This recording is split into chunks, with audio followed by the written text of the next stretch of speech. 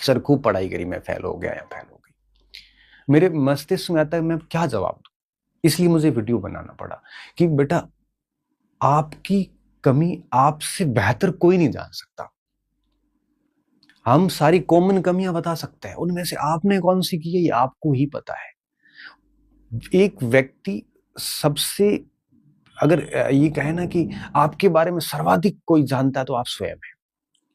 आपको पता होना चाहिए कि अब कमियां कहाँ रहती है, कॉमन कमियां।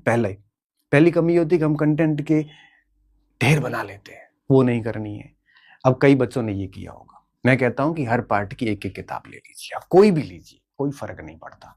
दूसरी कमी ये होती है कि हम याद नहीं करते, बल्कि हम उसको पढ़ते जाते हैं। अब पढ़ने से कुछ नहीं होता, उसको याद करना पड़ता। आंखें बंद करके सोचिए कि आप उसको याद कर पा रहे कि नहीं पा रहे। कई बच्चे ऐसे होते हैं पढ़ते 20-20 बार है लेकिन याद किया नहीं उसको। क्या ये गलती तो नहीं कर रहे? तीसरी बात, हर पढ़े हुए टॉपिक के पुराने क्वेश्चंस वगैरह हर आयाम से सोच सोच के उसका प्रैक्टिस की कि नहीं करी। अगर नहीं करी तो परीक्षा हॉल में गलतियां होगी। फिर बार बार उसका रिवीजन किया कि नहीं किया।